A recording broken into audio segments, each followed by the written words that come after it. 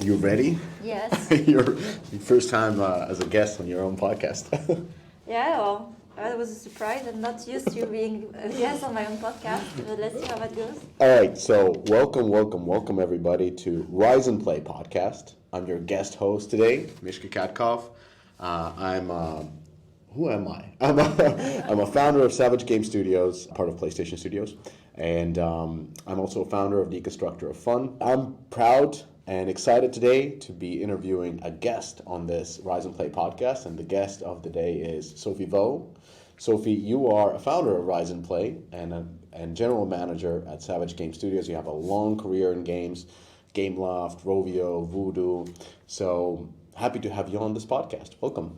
Thank you, Miska. I have to say it's quite puzzling that you have Miska introducing myself on my own podcast. So for a moment I thought that, oh, here we go, we are in the Deconstructor of Fun conversation. I'm pretty sure we have the same dynamic anyway. Yeah. But I do like the exercise to flip the table because I've been focusing so much on my guests and asking questions, and we have brainstormed about it, where how would I answer as a guest of my own podcast with kind of the same philosophy, and let's see how it goes if you as well, like we are flipping the roles here. If you can be the host today of Rise and Play, and I can try to be a guest. Yeah, I mean, I took this seriously. So normally when I was doing a podcast, I would spend maximum 15 minutes of time of preparing for a podcast. I think I did an hour, more than an hour right now. So I have like a list of questions. So I'm taking this very seriously. So I can see that. Yeah. so this is exciting for me. Today I want to talk to you about careers and really like all the elements of by career, I mean career and job. So really how to plan about your career, how to nurture it, how to build your career, do you know when it's time to leave, how to succeed in a new job. So I have a lot of questions around that, and naturally it's very interesting for me to ask these questions for you for two reasons. Because you're a very thorough thinker, so you read a lot of books, you write about it, you do podcasts, you talk to a lot of very interesting people, and also because you have recent personal experience and of course the experience throughout your life. So I'm very interested in discussing those. But to kick it off, I wanted to kind of start off with a very generic questions, and that is, how do you go about planning and nurturing your career? Like a lot of people think about things like titles, positions, rather than what they are truly excited about themselves. What is their long-term career? What are the skills they need to develop, or they should develop, or they could develop? Talk a little bit about that. Like, how do you do a career planning rather than hopping from one job to another? I think it's a question that can be revisited today when we think of career planning, because what is career planning? It's following a script, right? So a script that has been designed in a specific context. So when you look at career path, let's look at the case for us as well. Like I started as a producer, project manager, and the path for me that was laid out for me as a script was, or you could be maybe a product director, product manager. So it's a path that is laid out for you. And then you think logically, then there's a hierarchy as well, right? So you progress in your career vertically in the same track and by title and status. So I cannot blame the fact that everyone else thinks this way, because it's like coming from I would say, a legacy of how career path works in a company, in organization. And the result of that is when we think career planning, then we think of what's logical to do next. So it's a lot, and I reflect on it not only in career, but what is the path of life with, which is a question where many people feel lost today. Like, what is my playbook, in life? So it's kind of the same question we have with career. If I don't feel like following my career path because I started as whatever in a certain craft, what's there for me? And it's back to inner work, right? So understanding, I like to always go back, simple framework, to the why. Like why do you want to be a director next? Or is this what you really want? Or why do you care of being an expert? Do you want to be recognized? Is it for the salary? So you have some dream plans that need like more, I don't know, more revenues, more money, and so to execute those dreams, you need to have a job that has a high salary pay, you know. So again, back to your why, like being honest, having a conversation with yourself.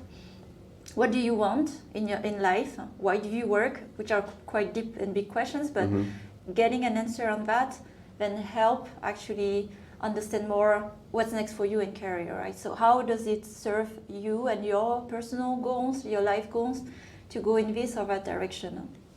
What's the best way of kind of figuring out the why? I'm asking because the why changes. Because when we think about career, we're thinking about ideal case, it's about 5-year stints at same or different companies, but they're about 30 years of working career. And during that time, you start off, you don't have any money, you're just out of school, so getting any money is fun, and your why might be very different. Then you figure out some jobs, I want to be a director, so that's your next why.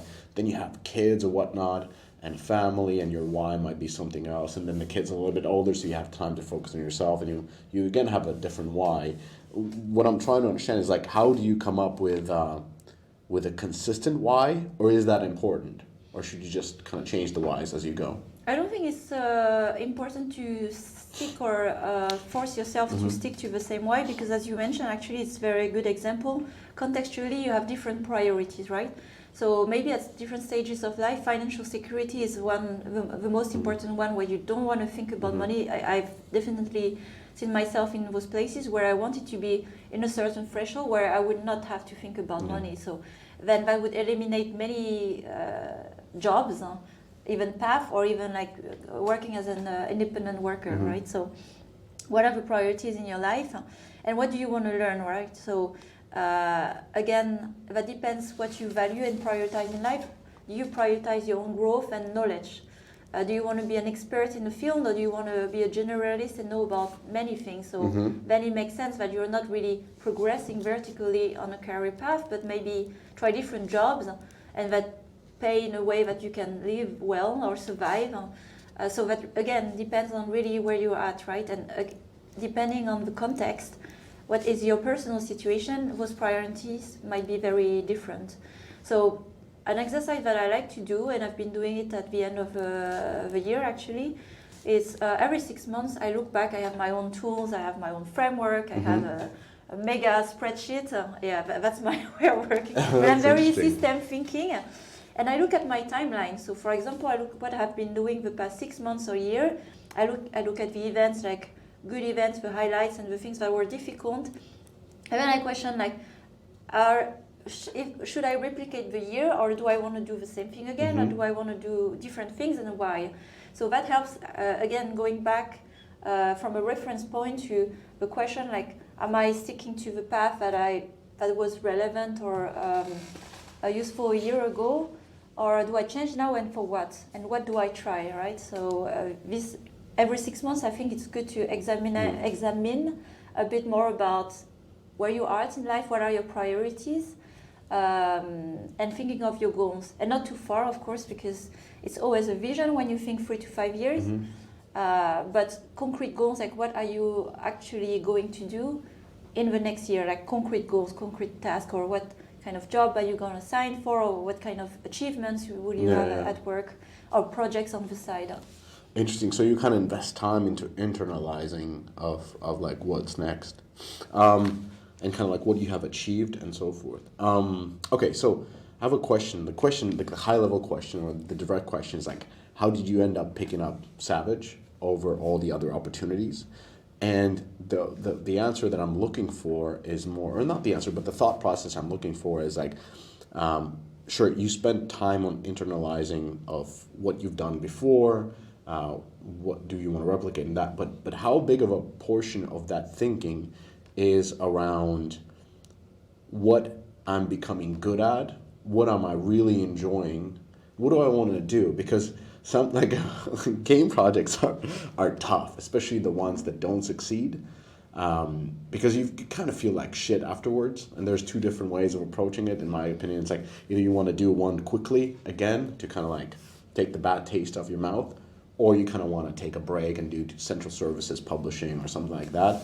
And I don't know, I'm kind of going around and then just trying to understand how important it is to not only do the internalization but also thinking about what really interests you, where are you good at? Because if you have certain elements that are interesting to you, and the likelihood of you being good at it is quite big over time. Mm-hmm.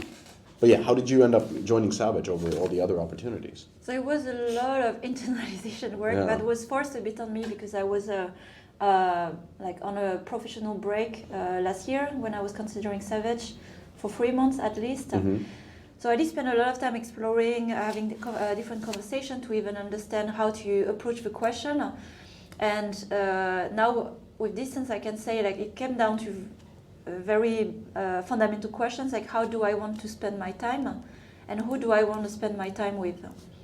So how do I want to spend my time behind this, and you touch those points.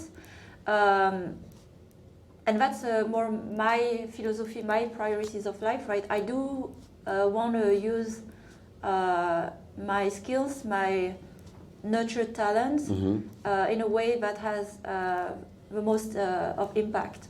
And where could that be? So when I come back sometimes to questions, should I stay in games? Should I not stay in games? Should I build my own company? Those questions come back often.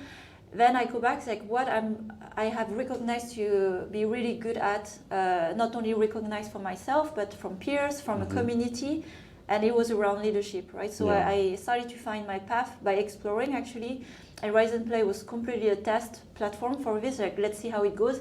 I have an intuition that this is something that is natural to me, and I will be more visible about it. But when I understood that, okay, this is really a gap in the industry and in general, like around leadership, and I think I have a contribution that has an important impact. What are the places where I could spend this time and this energy and those skills? So this thinking. So that's where Savage was, like post acquisition, startup time. So how do we level up? How do we structure? So really complex questions, and that need to be solved really fast, right? So I love to work in an environment where there are very complex questions that involve humans, technical, games, creativity, everything, and need really a lot of structure and system thinking to approach it effectively. So that was appealing for me, and the second question, who do I want to spend my time with? I was looking actually at your team, Miska, the leadership team, yourself, and there's a quote that stayed with me since I've heard it. Is you are the average of the 5 people you spend the most time with. And so I thought for myself, for my own personal growth, who should I work with to go to the next level where I could learn a lot from on different fields where I have gaps myself, right? And I recognize that from my experience at Voodoo, I was like really alone on the leadership. Of course, I have my team of directors, but I was the cap of what I was building. And I was, of course, learning from top management, but there was not really a focus to develop a leadership team. And what I found appealing, like in our conversation, is like talking to you. There was Nad, I talked to Mike, like the leadership team, and where we were going, and then the extension of even the PlayStation staff.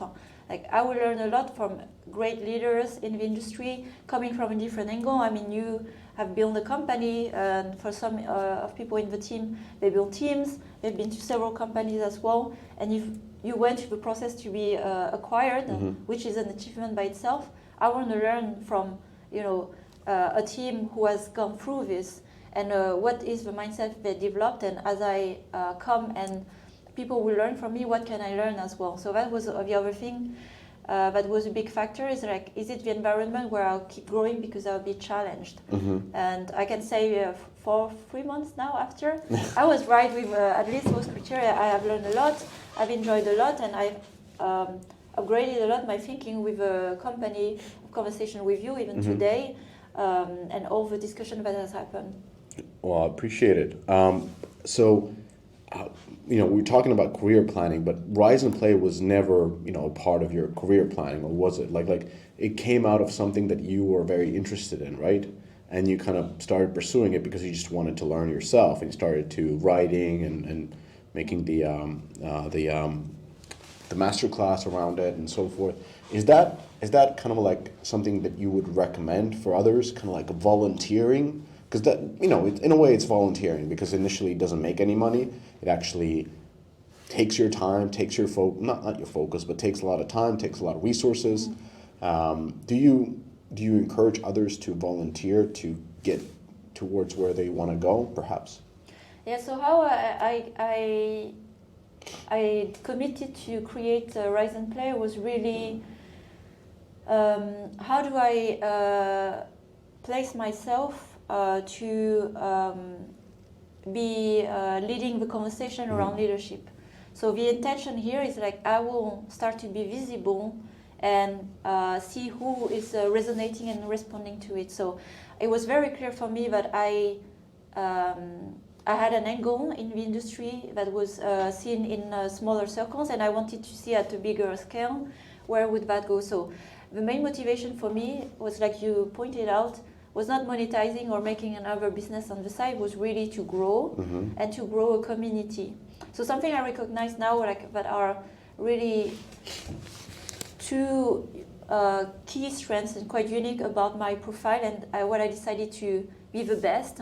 So something I recommend when people think about their career, it's a bold question, but it is one that is helpful. It's like, what can you be the best in the world at what you're doing? So let's think here, of course, in the industry level, to be a bit more modest. But instead, we have this belief that let's be a great generalist and let us know to do everything. And I'm more a believer in the place where develop your unique strength.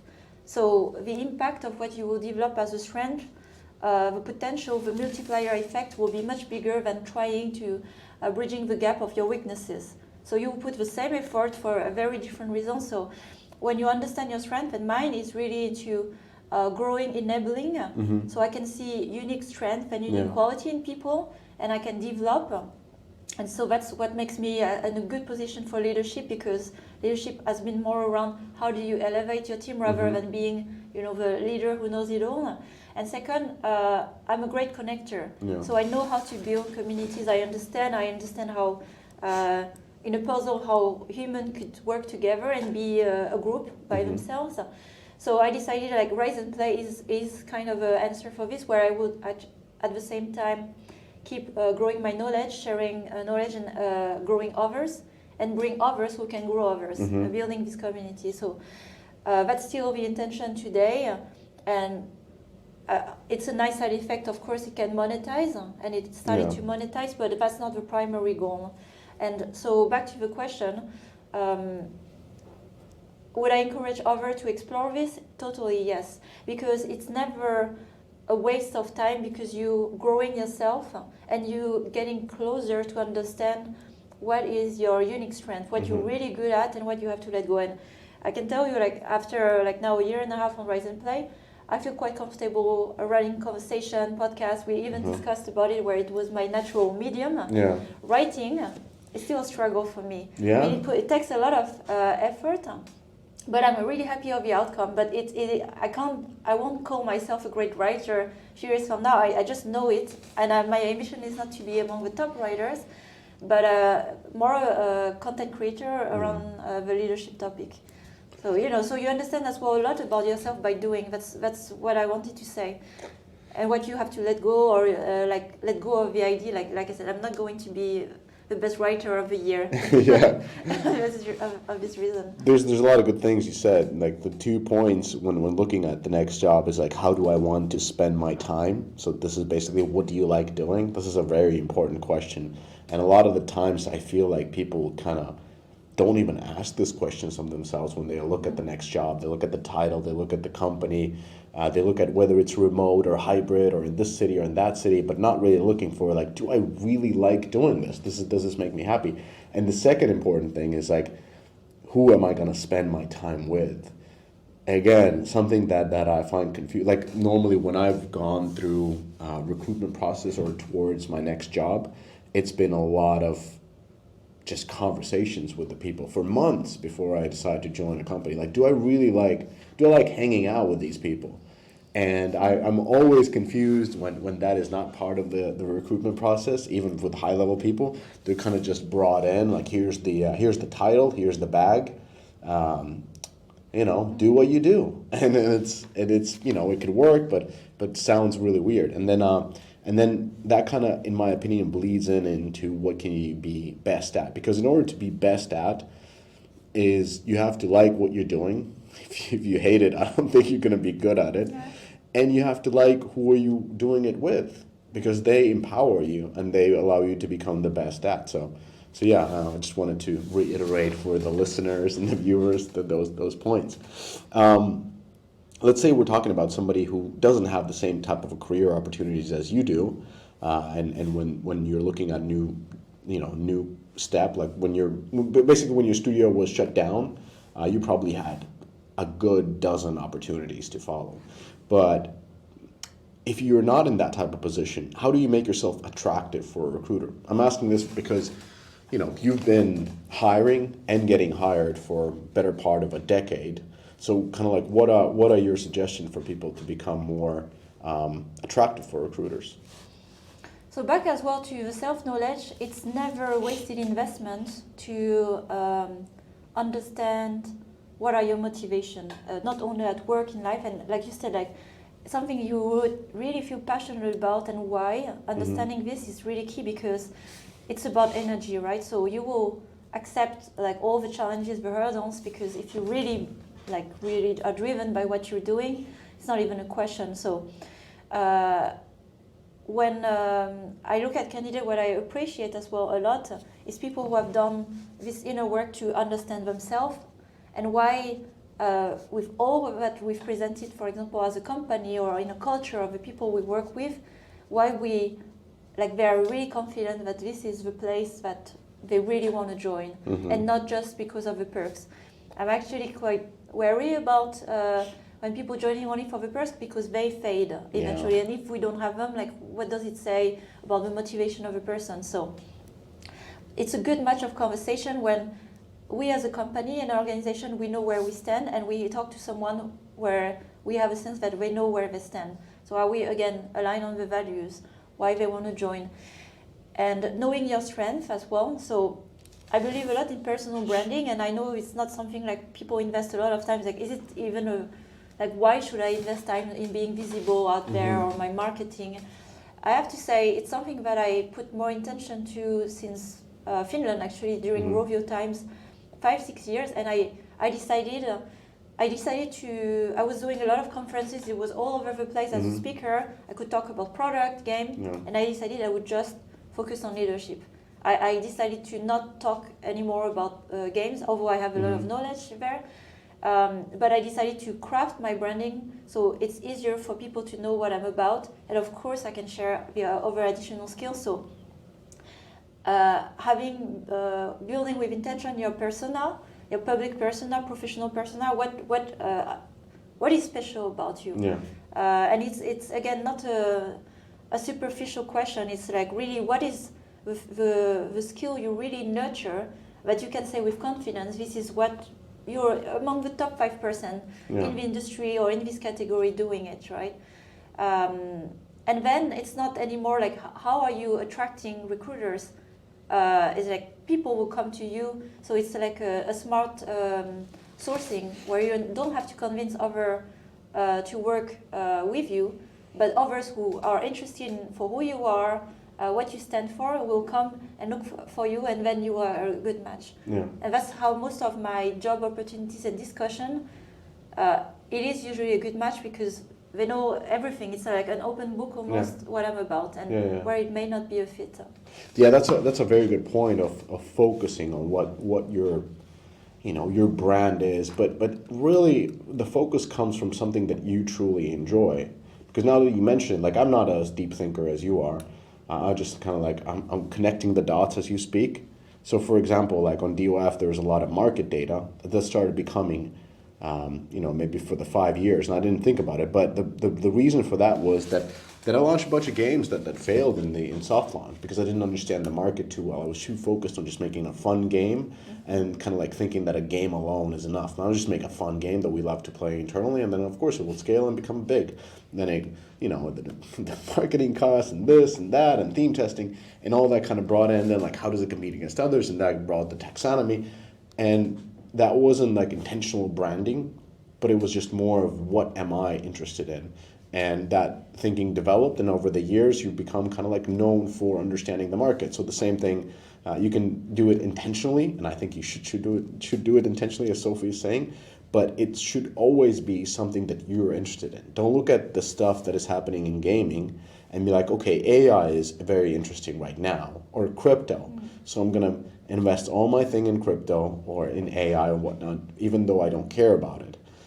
It has to be something that you're actually passionate about, and you can see longevity in it. So yeah. And then the second thing is just sharing what you write. Like you can either start your own stuff, and that takes a lot of effort and a lot of investment, but there are also opportunities like this, co-hosting things or joining somebody else's platform, whether it's Rise and Play, whether it's Navic, whether it's Deconstructor of Fun. There's plenty of platforms that already exist where you can join and contribute, and then kind of get your message across and kind of test the waters before you commit to building your own blog, because that takes a lot of time and may not work. And the podcast, the same thing. Yeah, I wanted to add as well to this, like by creating content, it gives you more clarity. So it forces you to reflect. You know that, right? When you have to write, it's not like just saying what's in your mind. It forces you to structure your thoughts and understand things for you as well. I love writing. You said you don't like writing. I love writing. I'm not as comfortable with a podcast as I am with writing, because there's just much more freedom, and things come to me like after several days. I'm like, no, actually I was wrong. Let me reword it, and then that one post takes a week. Overthinking. I think it's just better than. But podcasts are fun too. So let's talk about how to succeed in a new job. So something that I think, when you were joining Savage, you joined really with like such a great momentum that you built yourself. And I was just looking from the side, I'm like, wow, like Sophie is really, really, really good at this. And then I was thinking a lot about people who haven't been that good about when joining a company. Those who kind of come into a setting and they kind of are very passive. They're hired for a certain position and they're just expecting tasks, and they're not very proactive, or they are almost too meek to shake the boat. Even like saying like, hey, I've been here for 30 days. Here's my report of all the things that I'm seeing. Good things, maybe things you can improve. This is just looking on fresh eyes. Like those are so valuable for management, and it's so rare to get them. And I'm kind of like always confused why people are not more proactive and not really hitting the ground running. So what is your kind of like your approach of how to be effective at starting at a new job? I would say it starts even before you started, right? Yeah. It starts from the moment you have a conversation. So with like potential, especially in the high, like executive position, leadership position, the first thing is really empathy, understanding. So what are you joining? And I like, again, it's very complex. A company has history, legacy, humans. You have to understand the people you will be working with, and you don't really know them, right? So I had the same approach actually before I started at Voodoo. I spent 3 months as well at the headquarters with the leadership team just to understand and observe. So I did this just with you before I officially started, right? So we had a few conversations. So I would say the most important is like not to be eager to act, because then you shoot in the in the wrong direction, and understand. So I'm very methodical, as you know. Like first have a diagnosis, like have like a 360 view of what's going on, ask a lot of questions, and do your own mapping to understand everything, or as far as you can, right? And then it's about priorities. What are really the main pain points? So this is where you challenge the main stakeholder. In that case, it was you. What is really important to solve now? I mean, I can do many things, but if I want to be effective, what should I be really focusing on? And of course, most of the time it's leadership work, but in our case, it's like, okay, let's go back to the basics: mission, clarity, values, how we build this, and how we are we reassessing it after the acquisition. So that was fundamental work that would make the rest effective. Or we could have started already, like, let's implement a new process and so on, but it would have been, I think, a failure in that sense, because it would have been from the past and not from today. So again, first thing, understanding, working with the people, and I would say something that was an experiment, and you have been part of it. Let's go straight in the workshop. So even before I started, I suggested, let's do a leadership workshop, and it was a two-way thing, because it was for me a way to know you just by being part of it. Like, the best way to know people is through doing. It's not just by asking questions and being theoretical. So I said, like, let's just jump in the water and see how it goes. And having our first workshop, not just by what we discussed only during the leadership workshop, but before, after, during dinner, gave me just a more depth of understanding of who you were in the team, the history, things that were easy. And I was really also positively surprised by like there was a lot of professionalism, and I couldn't sense that, of course, from a conversation. But I've been in other places where there was a lot as well to solve, but a lot of emotion in the room. And here there was legacy, but it was very professional. Everybody, like, maturity, and that was really enjoyable to work like this. And that was also what convinced me even more to join Savage. Like, that's the kind of conversation, that's the kind of leadership team I dreamed of joining, where we would have this level of conversation, and not just like a kind of a impulsive decision made on a 5-minute heated conversation, which I've seen many times. That's I truly enjoyed those. And then I like how you bring this very structured thinking, and actually I have to mention this. So there's because this comes back to, like, you've mentioned a couple of times that I was on one of the Rise and Play podcasts, and people have misconception about me, and they listen to it and they have like a different picture. I have to say that there's a lot of misconception about you, and there was a misconception that I've heard many times when I was saying that I was talking to Sophie and I'm really trying to get her to join us, etc., etc. And the misconception was like, she's probably, she's very soft, and that comes from that I think where it comes from is you read a lot of books, and you're a female, and I'm like, I just want people to understand that you're anything but soft. People who have worked with me can probably say that. So it's just wanted to mention that in terms of decision making and ability to make hard decisions, you're much more harder than myself, for example. So that's a good addition to our thinking. But yeah, so the starting before you start, I think it's really important. And it's not only something in the leadership positions, it's just a smart way to do. I remember even back in the days working at Zynga, we had a new product manager starting. Shout out to my guy, Vinayak. So even before he started, I really remember, like, I interviewed him, he passed through the test, and he actually did his homework. It was really good. And he wanted to meet up just for coffee and for lunch just several times before he started. And I was like, this is kind of weird, but like, this was back in the days. But now I'm like, oh, this was so smart, because we established a relationship before he started, and he felt much more comfortable in starting in our team. It was, I think, his first gaming job. He was coming from a business school, and he established a relationship with me as an executive producer, and built the trust through that. So this starting before you start, it's not for just leadership teams. It's for anybody. Like, if you've been hired as an artist, if you haven't started yet, try to start already. Come in, set up some time, maybe hang out with the people. And if you're an art director or technical director, you have somebody starting, bring them in. Have, go out somewhere, have lunch, do something. But start before you start, and that will make the start of that new employee much smoother. So. And about the people you build connection with, the stakeholders should be the point of attention. Yeah. Because there are people you will work the most with, who are the influence of change and decision making, and so really understanding how they think, how, like, building the relationship and trust, like in your example, is key. because you will be much more effective to suggest the changes or whatever is required when you start. That's a great segue to the next point, which is what I had here is see, I made a ton of notes. So acquiring performance and relationship currency. So performance. Well, the backstory for this is quite simple. Whenever you come into a new company, you're always like, how is she able to do that? How is he able to do like, why do they get always these projects? How can she start a new project and I'm here slaving, working on this live ops games. I want the same opportunities, but you can't. And the reason being usually that person who gets those most interesting projects, even though their last project fails, is because they have both performance and relationship capital or currencies, how we want to put it. Performance capital, you build it by performing, by being a person who delivers outstanding results and whose work people just simply admire.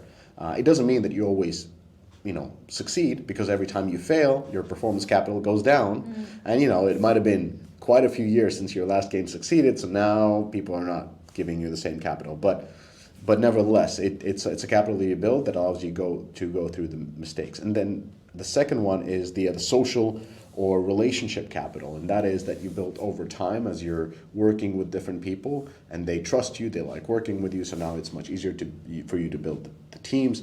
You're not doubted that much when you make decisions. It's just the capital that you build that can also dwindle down if you keep making bad decisions or if you act poorly and people just don't want to work with you anymore. So kind of thinking about these capitals, like what's the best way of acquiring this in the company? And should people think about these capitals, or is it something that is just on the background? I think it's for relationship, it's really currency or capital. It's a topic that no one wants to hear about, and almost discard that it exists. I just want to be seen for my performance, working in a corner and achieve things, and somebody will notice me. The reality, and I'm not saying it's wrong to think this way, but the reality, we are working with humans. And we humans, we are biased all the time. So it's like understanding the limitation of our own nature in a way, having empathy. So you value what you see and what you trust as a human. So when you work and do things factually that are performing, and it's important to have a structure, of course, in the organization that can measure things objectively. There's another layer, especially for the stakeholder or people who own your promotion or assign projects. If they don't understand how you work, because there's a lot of soft skills that are evaluated as well when you get promotion. How are you a person that is communicating well? Can you collaborate well? Are you reliable? So I'm thinking as well as myself in the position of manager, can I work with people who are reliable? How am I able to assess this?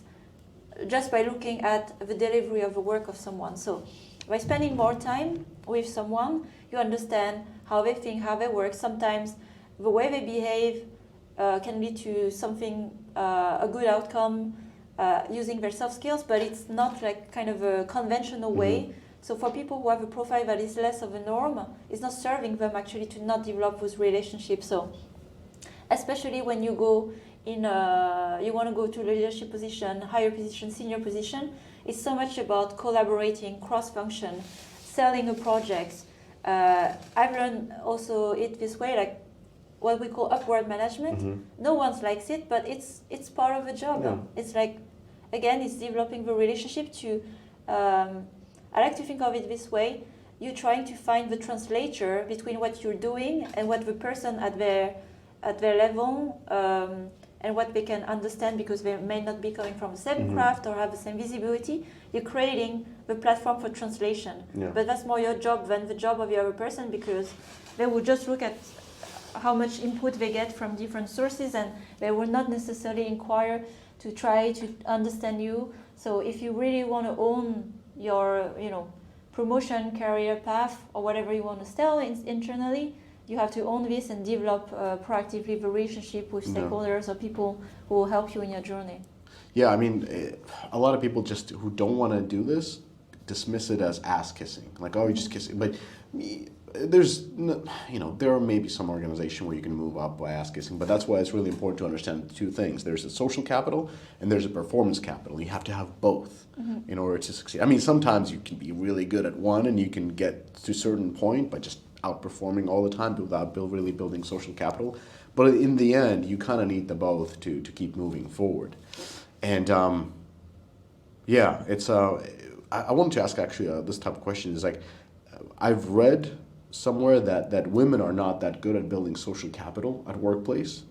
Is that like that wasn't in a book, and the book was written by a woman, and then she was saying like women are really good at social skills outside work, but somehow don't use those same skills to build social capital at work. This is something that was just quoting a book. I need to find one. I'm reflecting on it, and from my own experience, because it's easier for me to be able to see in which way that could be true. I think naturally, as a woman, your way of going through life is based on a certain way of establishing relationships, or where again there's a lot of expectation. I remember where you expect to be seen without selling yourself, being out there, promoting yourself. It's not something that we encourage as little girls. I'm thinking like 30 years ago, in education. So if you are following your instinct as the way you were raised as a girl, I would say in more traditional way, then it's not always helping you in an organization where, let's look at men, where those natural skills like selling yourself, putting yourself out there, showing your work, or even like creating these body connections, like there's a bit of resistance for us. And again, I will speak only for myself here, but I don't want to play this game to be seen or to be recognized. And it's like, again, it's self-imposed. It's like then it's kind of discarding a path that could be there for you by not understanding like why there are certain social rules, right? And if we look at things at more high level, I like to move away from you have to do ass kissing like you said, and more influencing. Show your influential skills and show that you can influence no matter what the environment. A room full of men, and show that you can influence as a woman, or a room full of women, or both, or any nationalities. So it's about soft skills. And if you go beyond and think, what are the skills I can develop, and it's not just helpful in a workplace, influencing others is very key when you are in a leadership position anyway. You do that all the time. Exactly. Just fact check myself. The book is called Strategize to Win by Carla A. Harris. She said that, not me.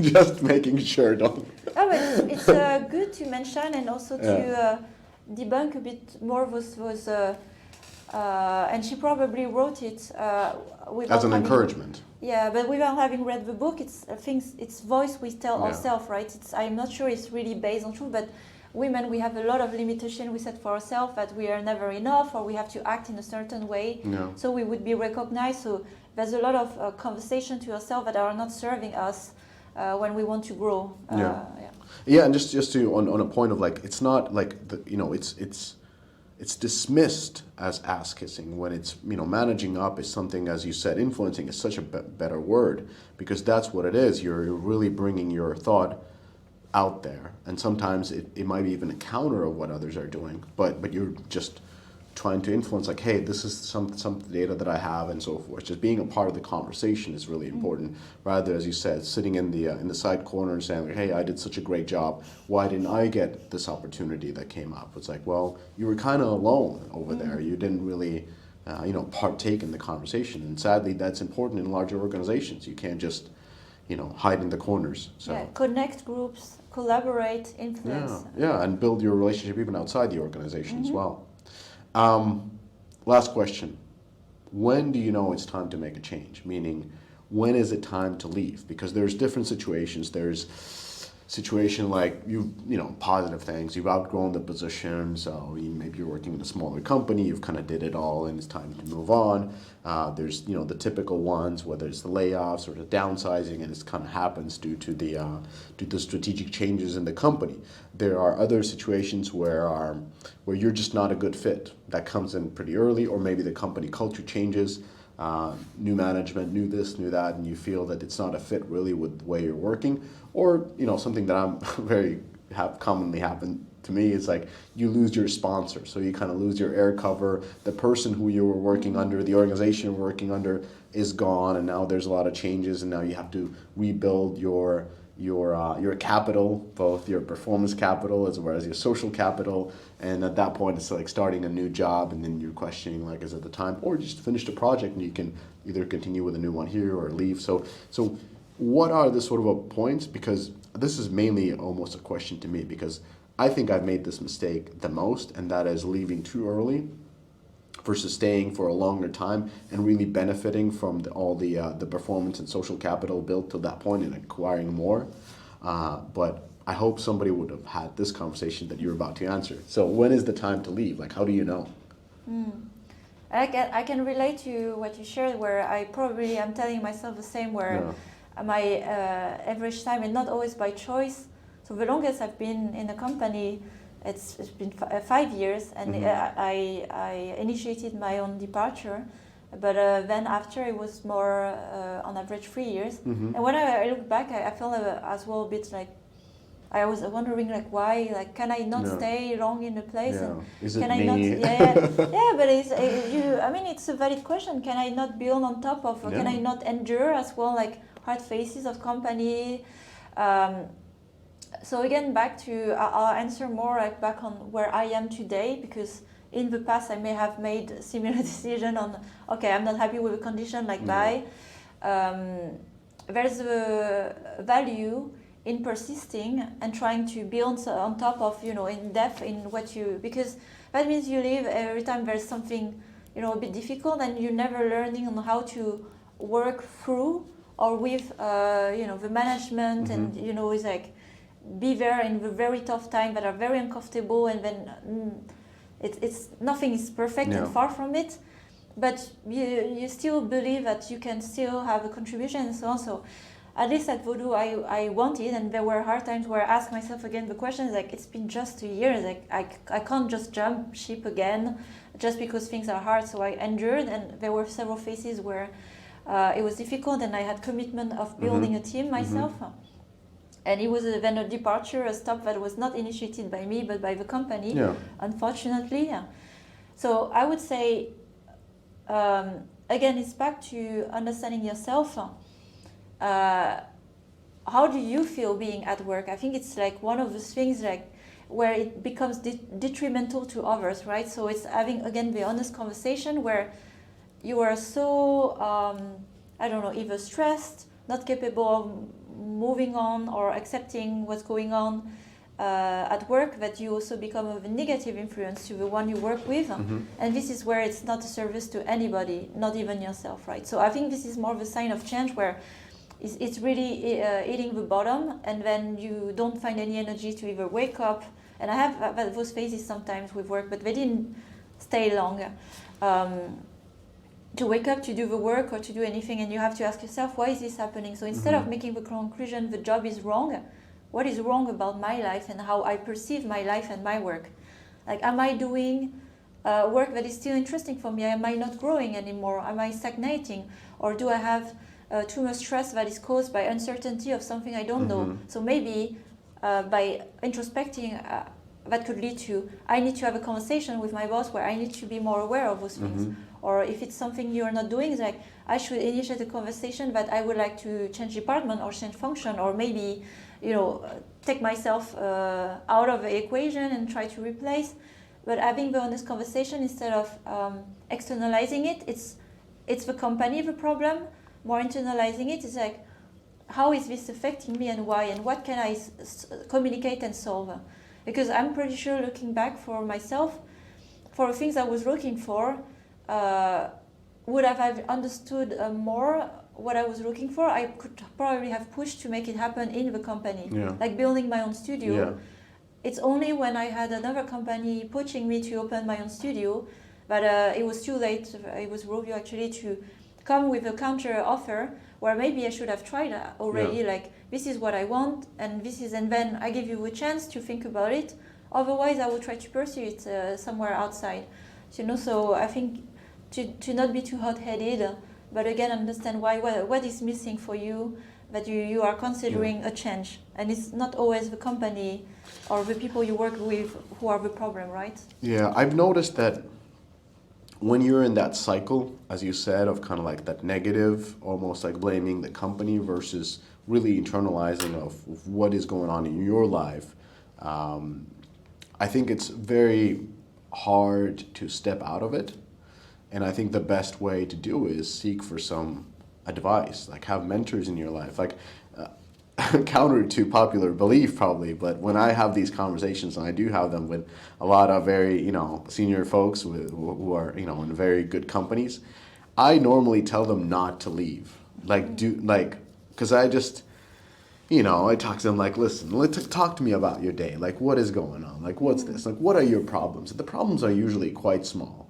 And I can only a small handful of people who I told like, no, dude, it's time to go. Like, this is not okay. Or like, this opportunity should not be passed. But majority, 90% of the time, I just kind of like go back to it. And I always finish up like, dude, your life, or, I call everybody dude.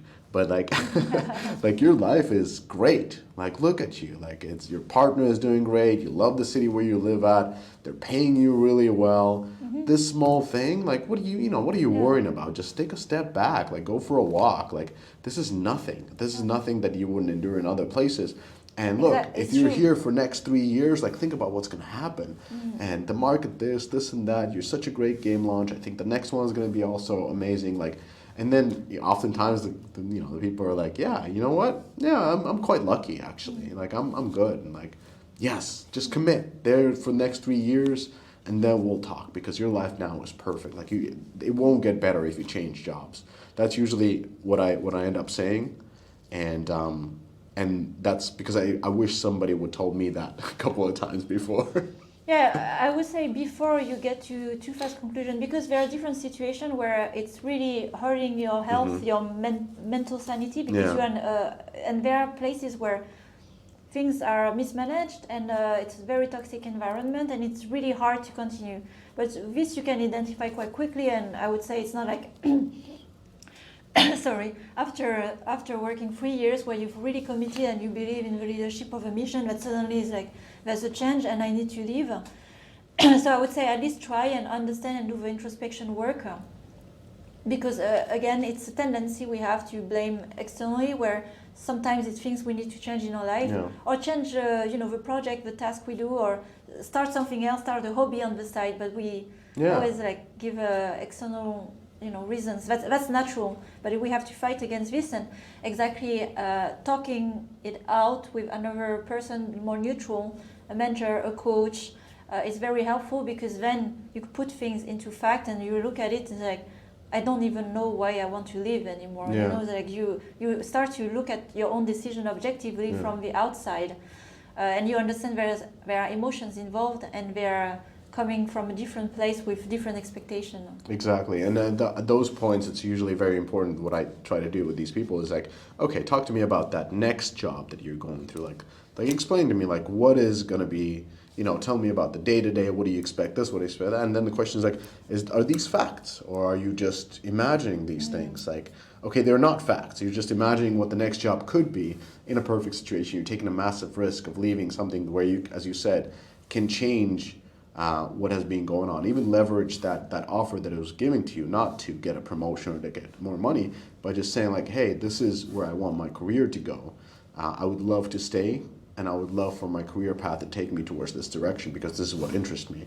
And I'm sure the company will oblige and be like, okay, that's interesting. Let's focus on that career path. So yeah, we've talked a lot. Thank you for joining the podcast episode. We talked about, nurturing and planning your career.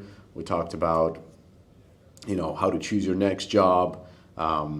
we talked about social capital, performance capital, starting before you start. So very interesting podcast. I hope that you enjoyed.